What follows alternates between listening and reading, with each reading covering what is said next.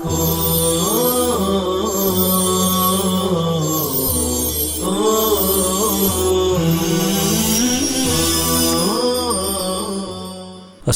علیکم ورحمۃ اللہ وبرکاتہ۔ بسم اللہ الرحمن الرحیم، الحمد للہ رب العالمین، والصلاة والسلام علی سید المرسلین وعلی آلہ واصحابہ اجمعین۔ عزیز طلبہ،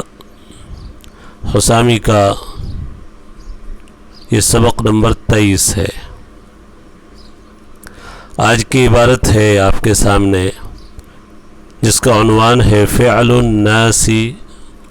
عفو وبیان ذلك فی قولنا فی الصائم۔ باقی عبارت آگے کے صفحے پر ہے۔ پہلے ما قبل میں جو مسئلہ آیا تھا وہ یاد رکھے، پھر سے ایک دفعہ دہرا دیتا ہوں۔ بیان چل رہا ہے استحسان کا اور تخصیص علت کا۔ تخصیص علت کا مطلب بتایا تھا کہ علت پائی جائے اور حکم نہ پایا جائے۔ جمہور احناف کے نزدیک ایسا نہیں ہو سکتا کہ علت پائی جائے اور حکم نہ پایا جائے۔ جب علت پائی جائے گی تو حکم پایا جائے گا۔ لیکن بعض علماء جس میں امام مالک، امام احمد رحمۃ اللہ علیہ اور بعض احناف بھی ہیں، ان کا کہنا یہ ہے کہ تخصیص علت ہو سکتی ہے، علت پائی جائے اور حکم نہ پایا جائے، ایسا ہو سکتا ہے۔ اس کو اور ایک اختلاف سے سمجھایا جا رہا ہے۔ پہلے تو ایک مسئلہ یہ ہے کہ ایک شخص روزے دار ہے اور کسی نے اس کے حلق میں پانی ڈال دیا، صب الماء فی حلقہ، تمام ائمہ فرماتے ہیں کہ روزہ اس کا ٹوٹ جائے گا، چونکہ روزے کا رکن فوت ہو چکا ہے۔ روزے کا رکن فوت ہو چکا ہے۔ روزے کا رکن جو تھا کہ کھانے پینے اور جماع سے رکنا، وہ رکن رہا نہیں،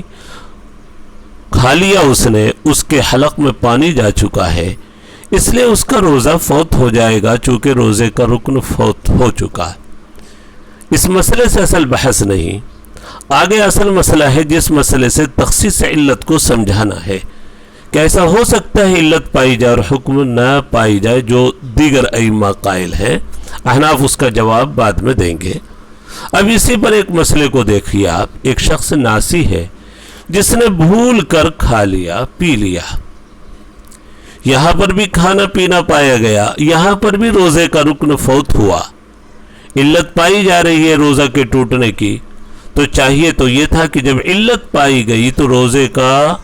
کے ٹوٹنے کا حکم لگا دیا جاتا، لیکن یہاں پر تمام فقہا کہتے ہیں کہ روزہ نہیں ٹوٹتا۔ دیکھیے، علت پائی جا رہی ہے روزہ ٹوٹنے کی، یعنی کھانا، پیٹ میں اس کے پانی گیا، کھانا گیا، روزے کا رکن یہاں بھی فوت ہوا، روزہ ٹوٹنے کی علت پائی جا رہی ہے، لیکن حکم موجود نہیں ہے ایک معنی کی وجہ سے، چونکہ حدیث ایک مل گئی۔ اللہ کے نبی صلی اللہ علیہ وسلم نے ارشاد فرمایا، انما اطعمہ اللہ وسقا، کہ ایک شخص نے بھولے سے کھا پی لیا تو اللہ کے نبی صلی اللہ علیہ وسلم نے حکم دیا کہ وہ شخص اپنے روزے کو پورا کرے۔ بخاری شریف کی روایت ہے، اس لیے کہ اللہ نے اس کو کھلایا اور پلایا۔ غور کیجئے اس حدیث پر، یہاں پر اللہ کے نبی صلی اللہ علیہ وسلم نے فرمایا اللہ نے اسے کھلایا اور پلایا، اس لیے روزہ نہیں ٹوٹے گا۔ تخصیص علت پائی گئی، جو حضرات تخصیص علت کے قائل ہیں، امام مالک، امام احمد، کہ علت پائی جا رہی ہے لیکن حکم موجود نہیں ہے، روزے کا رکن فوت ہو چکا ہے، کھانا پینا پایا جا رہا ہے لیکن حکم نہیں پایا گیا، معلوم ہوا کہ تخصیص علت درست ہے، یعنی ایسا ہو سکتا ہے کہ علت پائی جائے اور حکم نہ پایا جائے۔ اب یہاں تک ہم ترجمہ سن لیتے ہیں، پیچھے کی عبارت آپ دیکھیے پھر سے، اور پھر احناف کا جواب ہم بعد میں سمجھیں گے۔ وَبَيَانُ ذَلِكَ فی قولنا فی الصائم، صفحہ پلٹ لیں جی، کہ روزے دار کی اذا صب الماء فی حلقہ، پانی اس کے حلق میں ڈال دیا گیا، انہو یفسد صومہ، اس کا روزہ فاسد ہو جائے گا یقیناً، لفوات رکن صوم، کے روزے کا رکن فوت ہو چکا ہے، روزے کے رکن کے فوت ہونے کی وجہ سے، یہ تو بات مسلم ہے کہ روزہ ٹوٹ گیا، روزے کا رکن فوت ہو چکا ہے۔ وَلَزِمَ عَلَيْهِ النَّاسِ، لیکن ناسی کو لے کر اس کے اوپر اشکال ہوگا کہ بھول سے جو کھاتا پیتا ہے وہ بھی تو وہاں پر بھی روزے کا رکن فوت ہو رہا ہے، روزہ ٹوٹنے کی علت موجود ہے، تو جو حضرات تخصیص علت کے قائل ہیں وہ کہیں گے علت موجود ہے لیکن حکم موجود نہیں ہے، ایک حدیث کی وجہ سے، وہ حدیث جو بخاری شریف کی بیان کی گئی، انما اطعمہ اللہ وسقا ولزم علیہ الناسی، اس کے اوپر جو ہے ناسی کو لے کر اشکال ہوگا۔ فمن اجاز خصوص العلل، جنہوں نے تخصیص علت کو جائز قرار دیا، تو قال امتنع حکم هذا التعلیل ثمہ لمانع، اس علت کا حکم یہاں پر رک گیا ہے ایک معنی کی وجہ سے، ثمہ ظرفیت کے لیے آیا اس مقام پر، اس جگہ پر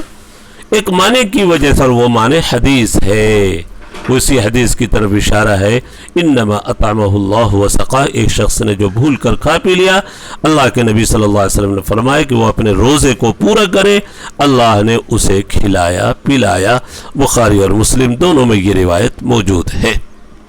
تو ایک معنی کی وجہ سے وہ اثر ہے۔ لیکن اب احناف کا جواب سنیے، احناف یہ کہیں گے کہ ہمارے نزدیک تخصیص سے علت نہیں ہے، اور یہاں پر جو شبہ ہو رہا ہے تخصیص سے علت کا، کہ یہاں پر بھی تخصیص سے علت نہیں، علت ہی موجود نہیں ہے، کیوں؟ آپ اسی حدیث میں غور کیجئے، اللہ نے اپنی طرف کھلانے پلانے کی نسبت کی، اللہ کے نبی صلی اللہ علیہ وسلم نے اللہ کی طرف کھلانے پلانے کی نسبت کی کہ اللہ نے اسے کھلایا ہے، اللہ نے اسے پلایا ہے، تو یہاں پر نسبت جب اللہ کی طرف ہو گئی، ناسی کا کوئی فعل ہی نہیں پایا گیا، ناسی کی طرف سے روزے کے رکن کے فوت ہونے کی بات ہی نہیں پائی گئی، علت ہی موجود نہیں ہے، اس لیے حکم موجود نہیں۔ بہت ہی اہم پوائنٹ ہے، اہم بات ہے جس کو احناف نے ذکر کیا ہے کہ ہمارے مخالفین کو جہاں وجود علت کا شبہ ہو رہا ہے جس حدیث کی وجہ سے، اسی حدیث کو ہمارے احناف نے عدم وجود علت کہ علت ہی موجود نہیں ہے، اسی حدیث کو دلیل بنا لیا، عدم کی علت بنا لیا اسی حدیث کو، چونکہ شارع نے کھانے پینے کی نسبت خود اپنی طرف کر لی۔ دیکھیے عبارت آگے کی، وَقُلْنَا نَحْنُ إِنْ عَدَمَ الْحُكْمَ، ہم کہیں گے یہاں پر حکم معدوم ہے لِعَدَمِ هَذِهِ الْعِلَّةِ، علت ہی کے معدوم ہونے کے وجہ سے، علت نہیں پائی جا رہی ہے روزہ ٹوٹنے کی، کھانا پینا نہیں پائے گا، حالانکہ پایا گیا ہے، اس کا جواب دیں گے ناسی کا فعل معاف ہے، ناسی کا فعل صاحب شرع کی طرف منصوب ہے، لأن فعل الناس منصوب الى صاحب الشرع فسقط عنه معنى الجنایہ، لہذا ناسی سے جنایت کا معنی ساقط ہو گیا اور یہ فعل معاف ہو گیا، وہ یہ سمجھیں گے کہ علت ہی نہیں پائی گئی روزے کے ٹوٹنے کی بندے کی طرف سے، جو کھانا پینا پایا گیا وہ شارع کی طرف سے، اور وہ کل عدم ہے، معدوم ہے، فبقی الصوم لبقاء رکنہ، روزہ باقی رہے گا رکن کے باقی رہنے کی وجہ سے، لا لمانع، نہ کہ کسی معنی کی وجہ سے رکن کے فوت ہونے کے باوجود، جیسا کہ مخالفین نے کہا کہ علت موجود ہے لیکن ایک معنی کی وجہ سے حکم نہیں پائے گا، کہ نہیں، علت ہی موجود نہیں ہے۔ اب احناف نے جو دلیل پیش کی ہے اور اس حدیث کو دلیل عدم بنا لیا ہے، جس حدیث کو دلیل خصوص بنایا مخالفین نے، اسی حدیث کو ہم نے دلیل عدم بنایا کہ علت موجود نہیں ہے، یہ حضرات احناف کا کمال ہے۔ فالذی جعل عندهم دلیل الخصوص، جو حدیث ان کے نزدیک دلیل خصوص بنائی گئی، جعلناہ دلیل العدم، ہم نے اسی حدیث کو دلیل عدم بنا لیا کہ علت ہی موجود نہیں ہے۔ وَهَذَا أَصْلُ هَذَا الْفَصْلِ، اور یہ اس فصل کی اصل ہے، یعنی اہم ہے یہ، فَاحْفَظْهُ وَأَحْكِمُ، اس کو یاد کر لو، اس کو اچھی طرح مضبوط کر لو، اس لیے کہ اس میں بڑی فقہ ہے، اور فقہ کثیر، بڑی سمجھ اور بڑی نجات ہے، یعنی جہاں جہاں مخالفین جس حدیث کو وجود علت کی دلیل بنائیں گے،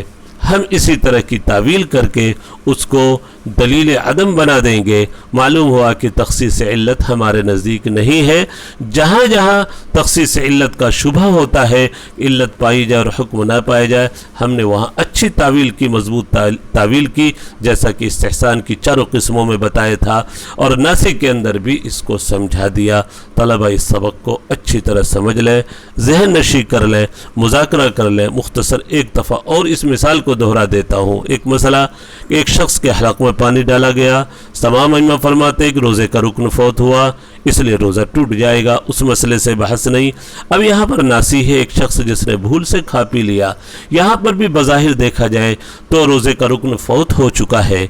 اس لیے روزہ ٹوٹ جانا چاہیے، چونکہ علت پائی گئی روزہ کے ٹوٹنے کی۔ لیکن وہ حضرات جو کہتے ہیں تخصیص علت ہو سکتی ہے کہ علت پائی جائے حکم نہ پایا جائے، وہ کہتے ہیں کہ علت پائی جا رہی ہے روزہ ٹوٹنے کی، کھانا پینا، لیکن ایک حدیث کی وجہ سے انما اطعمہ اللہ وسقا، ہم نے روزہ ٹوٹنے کا حکم نہیں لگایا، تو علت پائی گئی، حکم نہیں پایا جا رہا، یہی تو تخصیص علت ہے۔ ہم کہیں گے نہیں، آپ نے غلط سمجھا، علت ہی نہیں پائی جا رہی ہے، چونکہ شارع نے کھلانے پلانے کی نسبت اپنی طرف کی ہے، اللہ نے اپنی طرف نسبت کی ہے، تو بندے کی طرف سے پائی ہی نہیں گئی کوئی جنایت، لہذا علت ہی نہیں پائی گئی، اس لیے روزہ باقی رہے گا۔ بقی الصوم لبقاء رکنہ، یہاں تک الحمدللہ بات پوری ہوئی۔ قیاس کے رکن قیاس کا ذکر تھا، اس کی بڑی تفصیل تھی، رکن قیاس کی بحث پوری ہوئی۔ اب آگے حکم قیاس کا ذکر آئے گا، اس سبق کا انتظار کریں۔ اللہ تعالیٰ تمام اسباق ہم سب کو ذہن نشی کر دے، امت کو خوب فائدہ پہنچائے۔ وصلی اللہ علی النبی الکریم۔ السلام علیکم ورحمۃ اللہ وبرکاتہ۔